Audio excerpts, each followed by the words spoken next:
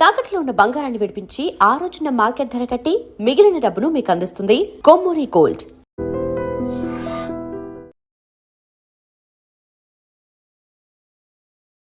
నమస్కారం, welcome to I dream.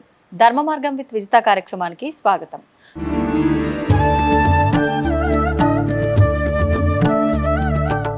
ఇందాక చెప్పిన దాన్ని బట్టి మనం భగవంతుణ్ణి పట్టుకోవాల్సిందే, మన బంధాలని విస్మరించకూడదు ఏ రకంగా.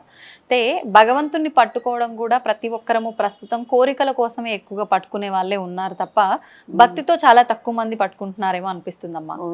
ఏదైనా కోరిక ఉంది, ఆ కోరిక నెరవేరట్లేదు అని అంటే ఎక్కువగా ముడుపులు, అది ఇప్పుడు కొత్తగా వచ్చింది ఏమీ కాదు, చిన్నతనం నుంచి కూడా పెద్దవాళ్ళందరూ తరతరాలుగా ఆచరిస్తున్నదే.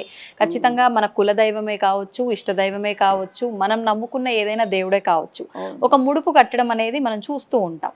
నిజంగా ఈ ముడుపు ఎందుకు కట్టాలి? ముడుపు కట్టడం అనేది కోరికల కోసమేనా, ఇంకా దేనికి మనం ముడుపులు కట్టచ్చు? పిల్లవాడు కష్టపడి చదువుతాడు అనుకోండి, అయినా తప్పుతాడు, ఫెయిల్ అయిపోతే వాడు చాలా బాధపడతాడు కదా, తల్లిదండ్రులు కూడా బాధపడతారు.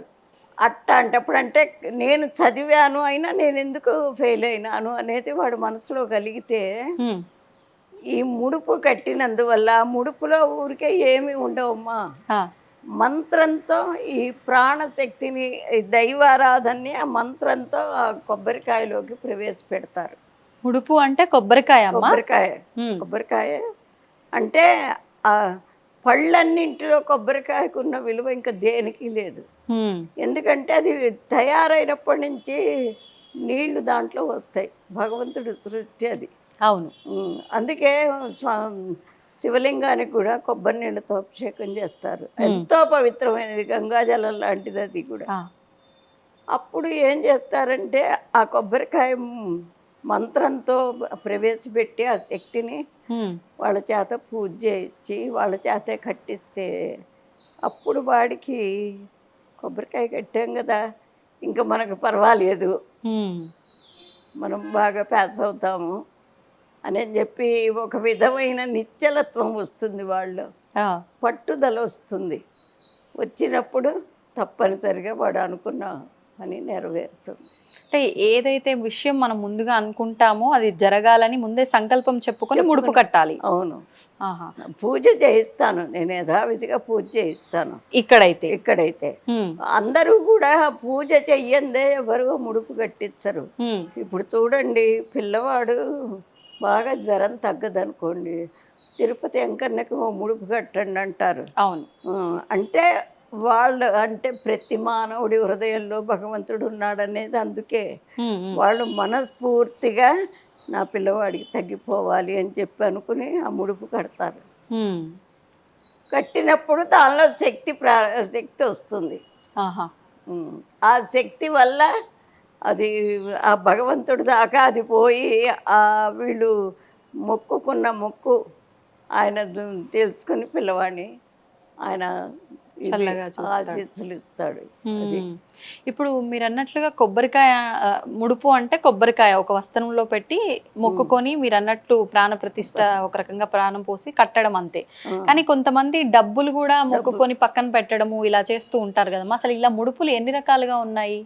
ఇప్పుడు కొంతమంది మన అక్షింతలు వేసి కట్టేస్తారు. ఓన్లీ అక్షతలు?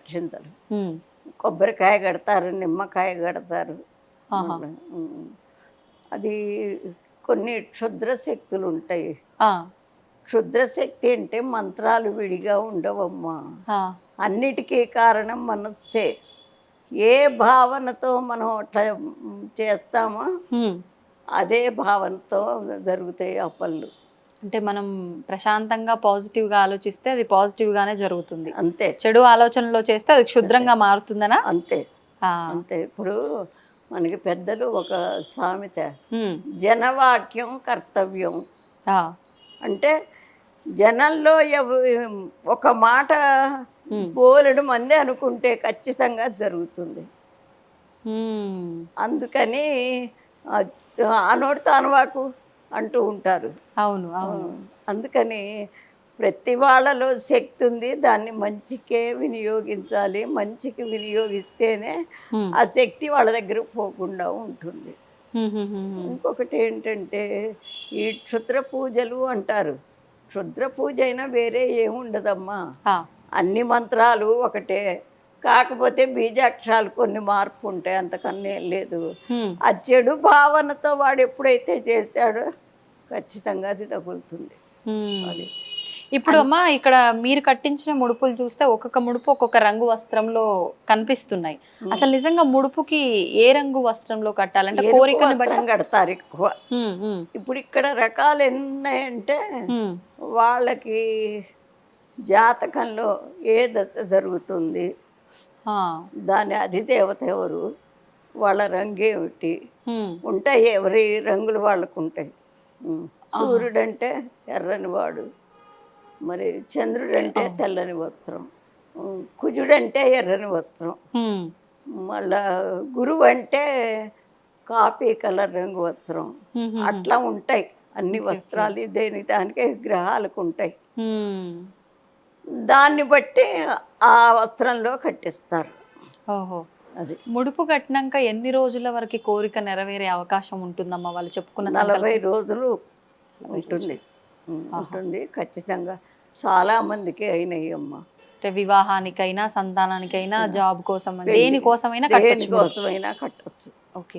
ఇప్పుడు ముందే మనం సంకల్పం చెప్పుకొని ముడుపు కట్టేదైతే పర్వాలేదు, కానీ కొంతమంది ఇట్లా తిరుమలకి కానివ్వండి, లేదా వాళ్ళ ఇష్ట దైవానికి సంబంధించిన క్షేత్రం కోసం అక్కడికి తీసుకొస్తా అని మొక్కి కట్టి పక్కన పెట్టి వెళ్ళినప్పుడు వెళ్ళటం ఇది చూస్తూ ఉంటామమ్మా.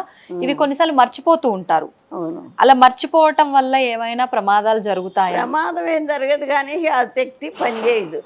అంటే ఇప్పుడు శక్తి పనిచేయదు అని అంటే, ఇప్పుడు ఉద్యోగం కోసమే కట్టామనుకోండి, ఉద్యోగం అయితే వచ్చింది, కానీ ఈ ముడుపు నేను స్వామికి చెల్లించలేదు, అప్పుడు ఉద్యోగంలో ఆటంకాలు రావడం వస్తుంది, అట్లాంటి ఇబ్బందులు వస్తుంది. ఓహో, ఖచ్చితంగా వస్తుంది. భగవంతుడితో అసలు ఎప్పుడు మనం అదే మనస్సాక్షి అంటారు. అబద్ధం చెప్పటం కానీ, ఆడిన మాట తప్పటం కానీ, అట్లాంటివన్నీ బయట ఎవ్వరికి తెలియకపోయినా మనస్సుకు తెలుస్తుంది. మరి భగవంతుడు ఉండేదే ఇక్కడ. అందువల్ల ఎప్పుడు కూడా భగవంతుడితో ఆటలాడకూడదు. తప్పనిసరిగా దాని వెంటనే కాకపోయినా ఖచ్చితంగా దాని ఫలితం తెలుస్తుంది. ఇప్పుడు మానవులు అంటే సరే అమ్మా, ఒకరిపైన ఒకరికి కోపాలు, ఇవన్నీ ద్వేషాలు, ప్రేమలు ఇవన్నీ ఉంటాయి, కానీ భగవంతుడు అంటే ఆయన కూడా మనుషుల్లాగా ఇలాంటి అంటే ఈ భేదాలన్నీ చూపిస్తాడా? నువ్వు మర్చిపోయావు, ఇబ్బంది పెట్టడము, కొలిచావు, నీకు అనుగ్రహం ఇవ్వటం, ఇవన్నీ భగవంతుడు ఎందుకు చూపిస్తాడు? భగవంతుడు చూపించడు, శక్తి. ఇప్పుడు పెద్ద ఆఫీసర్ గారు ఉంటారు ఆఫీసులో, ఆయనకి ఇష్టం వచ్చినట్టు ఆయనకి సేవ చేస్తూ ఆయన ఏది చెప్తే దాన్ని చేస్తాడు. దగ్గరుండే సర్వెంట్ తప్పు చేస్తే ఎంత పెద్ద వాడు, తనకి ఎంత ఉపయోగపడ్డ ఆఫీసర్ ఊరుకుంటాడా? పనిష్మెంట్ ఇస్తాడు. అట్లాగే మనకి ఇప్పుడు వాడికి తెలుసు నేను ఈ పని చేస్తే అయ్యగారు ఊరుకోరు అనేది. అవును, అయినా కానీ వాడు చేస్తాడు. చేసేసరికి మరి ఈయనకి కోపం వస్తుంది, పనిష్మెంట్ ఇస్తాడు. అట్లాగే భగవంతుడు కూడా. అందుకే మన శాస్త్రాలన్నీ చదవాలి అనుకోవటం. శాస్త్రాల్లో మంచేది, చెడేది, ఏ మాట అంటే ఏ ఫలితాన్ని వస్తాయి, అన్నీ ఉంటాయి. శాస్త్రాలు చదివితే తెలుస్తుంది అది. సంతోషం అమ్మా, ధన్యవాదాలు. తవ్వుతున్న శివలింగం సరే, దాన్ని అట్లా కప్పేసేయండి, చూపించదండి. Krishna is there. మూర్తి పూజ కాదు, సాక్షాత్ బ్రజేంద్ర నందన భగవాన్ ఉన్నారు మూర్తిలో. ఏమీ ఆశించకుండా ఆరాధించే వాళ్ళు కూడా ఉన్నారా ప్రభుజీ? నిజమైన భక్తి అంటే మనకు తెలియదు కాబట్టి